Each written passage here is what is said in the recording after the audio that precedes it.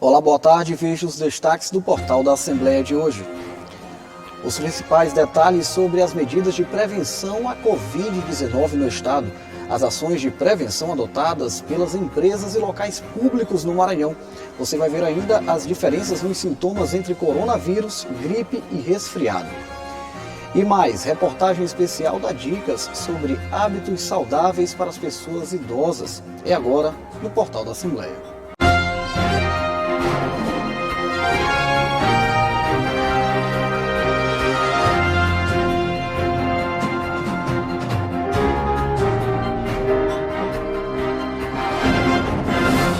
Sem nenhum caso confirmado da Covid-19, o Maranhão segue adotando medidas preventivas. Ao publicar decreto que estabelece várias determinações, o governador Flávio Dino anunciou a criação de um comitê específico para atuar durante este período. Diante do aumento de casos do Covid-19, o novo coronavírus, no país, uma série de medidas foram anunciadas pelo governo do estado do Maranhão como forma de prevenção da doença.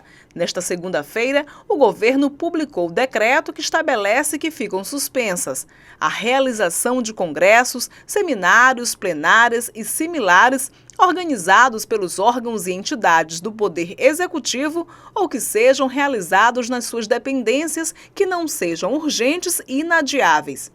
A autorização para afastamento em missão oficial de servidores públicos estaduais ao exterior ou a outros estados, exceção feita a casos urgentes e inadiáveis. Também fica suspensa a realização de eventos de qualquer natureza com previsão de grande aglomeração de público que exijam a expedição de licença por parte do Corpo de Bombeiros Militar do Maranhão e ou da Delegacia de Costumes.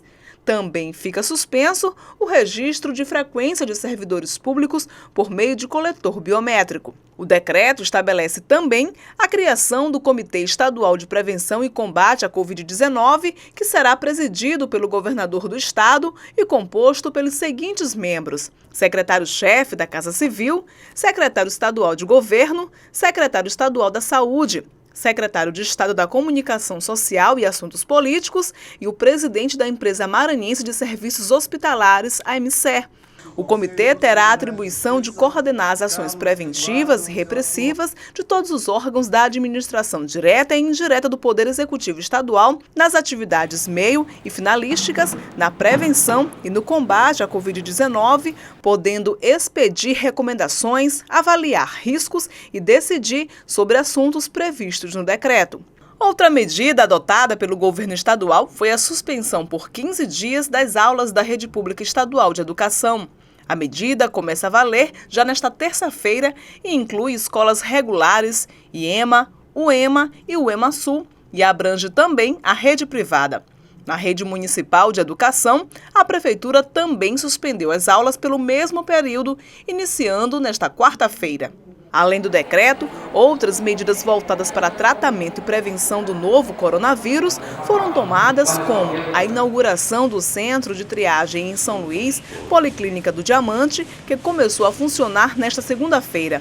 A instalação de uma central de atendimento que atende no número 3133-6406 para esclarecer dúvidas sobre o novo coronavírus. Do ponto de vista hospitalar, a gente preparou 20 leitos de UTI. A gente está terminando a conclusão de 50 leitos de clínica médica no Genésio Rego, todos eles voltados exclusivamente para o Covid-19. Se a gente precisar, na eventualidade, tem mais 71 leitos do Carlos Maceira que nós vamos utilizar só para essa finalidade. E a gente também já planeja alocar mais 10 leitos de UTI em Imperatriz, voltados para essa finalidade exclusiva Covid-19. De modo que no total a gente pode chegar a ter aí 140 leitos a 160 leitos voltados apenas para o cuidado com Covid-19. Todos os órgãos públicos terão um funcionamento normal. A recomendação do governo do Maranhão é que as reuniões administrativas devem utilizar de meios tecnológicos de informação e de comunicação disponíveis. Quanto aos servidores públicos estaduais e demais colaboradores que apresentem sintomas respiratórios ou febre, serão afastados administrativamente por até 14 dias, devendo comunicar imediatamente tal circunstância com a devida comprovação. Para fins do decreto, consideram-se sintomas respiratórios, tosse seca, dor de garganta, dor muscular, cefaleia e prostração e dificuldade para respirar. Também nesta segunda-feira, em entrevista coletiva, a Universidade Federal do Maranhão informou a suspensão de aulas dos cursos de graduação e pós-graduação por 30 dias. O Tribunal de Justiça do Maranhão solicitou a magistrados e servidores que informem se viajaram para países ou cidades de risco de contágio do Covid-19, que as chefias imediatas devem conceder o regime de teletrabalho temporário pelo prazo de 15 dias aos servidores que voltaram de viagens em localidades em que o surto do Covid-19 tenha sido reconhecido. No setor do esporte, a diretoria da Liga de Basquete Feminino decidiu suspender em caráter temporário e excepcional todas as partidas programadas para ocorrerem a partir do dia 14 de março. A Secretaria Estadual de Saúde divulgou uma nota na manhã desta segunda-feira, informando que existem atualmente 14 casos suspeitos que aguardam análise laboratorial para descarte ou confirmação do novo coronavírus. Os 14 pacientes estão em isolamento domiciliar, conforme o protocolo do Ministério da Saúde. É importante ressaltar que, para evitar a proliferação do vírus, o Ministério da Saúde recomenda medidas básicas de higiene, como lavar as mãos com água e sabão, utilizar lenço descartável para a higiene nasal, cobrir o nariz e a boca com um lenço de papel quando espirrar ou tossir e jogá-lo no lixo, evitar tocar os olhos, nariz e boca sem que as mãos estejam limpas. Para acessar informações oficiais e atualizadas sobre o monitoramento e prevenção do novo coronavírus no estado, é só acessar o site do Governo do Maranhão, www.ma.gov.br. Gripe, resfriado, coronavírus. Os sintomas podem até confundir, mas é preciso entender as características de cada um desses problemas. Esse é o assunto da reportagem de Ameliane Araújo e Milena Dutra. O novo coronavírus, identificado cientificamente como Covid-19, tem sintomas semelhantes a outras enfermidades como gripes e resfriados. Essa semelhança pode resultar numa corrida aos postos de saúde sem necessidade. Para evitar o deslocamento desnecessário do paciente, o Ministério da Saúde elaborou materiais de divulgação, explicando cada uma das patologias e como os sintomas se manifestam. No caso da febre, por exemplo, a ocorrência dela é muito comum em casos de Covid-19 e gripe, mas raramente está presente em resfriados. É importante estar bem informado, então vamos aprender a diferenciar os sintomas. No caso do Covid-19, os sintomas mais comuns são febre, tosse geralmente seca, às vezes também pode aparecer sintomas como cansaço, dores no corpo e mal-estar, dor de garganta, dor de cabeça e falta de ar. Os sintomas vão de leves a severos. No H1N1, também conhecido como gripe influenza tipo A ou gripe suína, os sintomas são bem parecidos com os da gripe comum e se apresentam como febre repentina acima de 38 graus, dor de garganta associado a dor de cabeça, dores musculares, dores nas articulações, coriza e falta de apetite. Sintomas respiratórios como tosse e piora da asma para asmáticos também são comuns. Algumas pessoas também podem apresentar diarreia e vômitos. Para o paciente que está com gripe, os sintomas surgem de forma repentina. Os mais comuns são febre, cansaço, tosse geralmente seca, dores no corpo e mal-estar e dor de cabeça. Em alguns casos, também surgem sintomas como coriza ou nariz entupido, dor de garganta, mas raramente apresenta falta de ar ou espirros. Já no caso do resfriado, são comuns os espirros, dores no corpo e mal-estar, coriza ou nariz entupido, dor de garganta. O resfriado raramente apresenta sintomas como febre, dor de cabeça ou falta de ar. Sintomas surgem de forma gradual. No caso de alergias, sintomas como espirros, tosse, olhos irritados e coriza estão presentes. O Instituto do Patrimônio Histórico e Artístico Nacional é o órgão responsável pela preservação do patrimônio histórico de São Luís. Com uma riqueza de história reconhecida como patrimônio da humanidade, o local abriga casarões centenários. Em meio à rotina de populares e empresas, preservar a região não tem sido tarefa fácil. Um patrimônio que impressiona pela história e beleza. Casarões seculares de arquitetura colonial portuguesa localizados no centro de São Luís. São mais de 4.000 imóveis tombados no final do século passado. Parte desse acervo material é reconhecido pelo IPHAN, o Instituto do Patrimônio Histórico e Artístico Nacional, responsável por fiscalizar a conservação desse tesouro da nossa cultura. E um dos desafios desse trabalho é impedir irregularidades que ameacem ou descaracterizem as fachadas dos prédios, como o uso de placas comerciais e outros materiais publicitários que não estejam de acordo com as especificações permitidas e representem uma alteração na aparência do imóvel. É possível observar placas de diversos tamanhos penduradas nas fachadas dos prédios, assim como cavaletes publicitários que ficam espalhados pelas calçadas. A cada ano, o IPHAN vistoria e faz um levantamento das situações em que são caracterizadas violações. Os proprietários dos imóveis são notificados e têm um prazo para a regularização da situação. A Blitz Urbana ela vai lá, notifica o autuado também. Além da notificação do IPHAN, ele tem a notificação da Blitz Urbana. Em alguns casos, eles fazem a retirada do engenho publicitário e eles encaminham, acho que, se eu não me engano, são 5 dias para regularização que eles solicitam, entendeu? Aí antes eles pedem que o notificado venha aqui no IPHAN para que a gente repasse todas as orientações, dê todas as orientações técnicas para que ele proceda à aprovação da placa aqui e, consequentemente, a aprovação também pela Blitz Urbana. Veja no próximo bloco: empresas e locais públicos maranhenses se adaptam às regras e adotam medidas de prevenção ao Covid-19. E mais, reportagem dá dicas sobre hábitos saudáveis à população idosa. O portal volta já.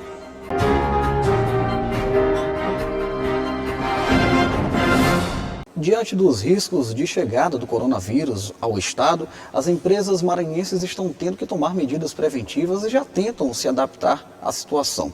Alguns empresários já adotaram medidas de higiene e estão investindo em produtos como álcool em gel, assim como vários locais públicos do estado.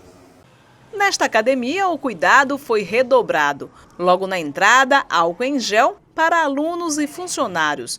Os aparelhos também estão sendo higienizados antes e depois dos treinos, tudo para evitar a contaminação por vírus. A gente já tinha essa orientação e agora, reforçando, né, cada um trazer as suas squeezes, garrafas, não estar compartilhando esses materiais, inclusive estar trazendo suas toalhinhas e também material e contato também próximo com as outras pessoas. Amanda segue as recomendações: higienização nas mãos e nada de compartilhar objetos. O cumprimento, né, cumprimentar um pouquinho mais afastado e tomar cuidado, não usar pertences do outro, né, tomar um cuidado maior.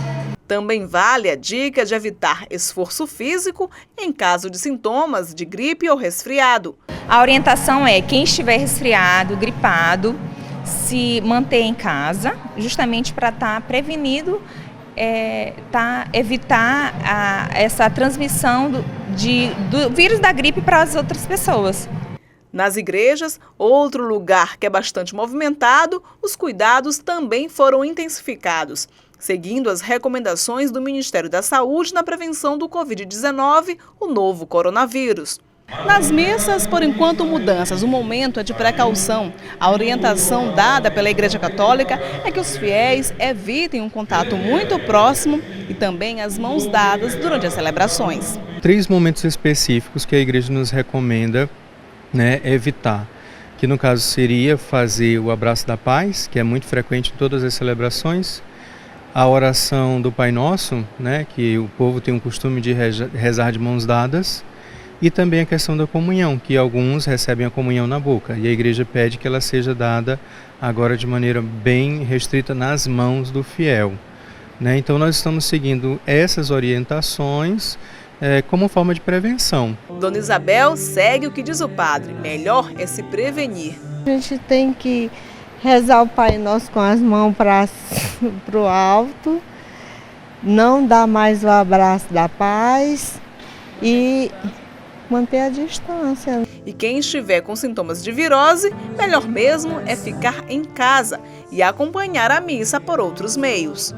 Nós estamos seguindo todas essas orientações e é bem específico que crianças e idosos, né, que estão, vamos dizer assim, que estão na área do risco, no grupo de risco, né, que eles possam ficar em casa, possam participar das celebrações pela televisão.